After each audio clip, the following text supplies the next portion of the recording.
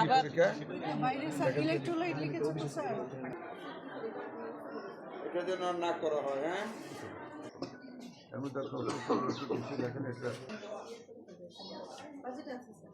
আপনারা জানেন না, দেখায় না বাইরে ক্লিনিকে চলেন যায়। 6 জন ডাক্তারের মধ্যে অ্যাটাচমেন্ট আছে। জি জি।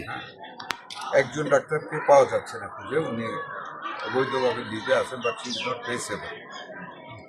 আর 2 জন আনলিভে আছে, আমরা এটি দেখবো যাতে বাকি পোস্টগুলি ফিল আপ করে দেওয়া যায় ডাক্তার। আর আমরা 4 জন ডাক্তারকে অ্যাবসেন্ট পেয়েছি, এটা সত্য। 2-3 জন ডাক্তার লেটলি এসেছে। আমরা এগুলির ব্যাপারে সিদ্ধান্ত নেব কী করা যায়।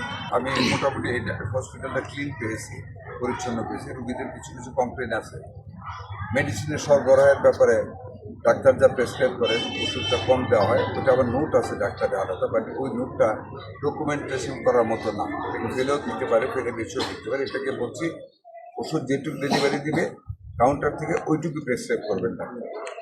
আর রুগীদের একটা কমপ্লেন আছে, ডাক্তার অনেক সময় গল্প করে, রুগীদের একটু দেরি করে, এগুলি যাতে না করে সেটা আমরা বলে গেছি এবং আরও শক্তভাবে আমরা ইনস্ট্রাকশন দেবো যাতে করতে পারে। আর এখানে পিএইচএফও আছে, এমন একটা বহু সাংবাদিকদের তো আপনাদের অবশ্যই তথ্য সরবরাহ করতে হবে। সাংবাদিকরা যদি না জানে তো আমি এখানে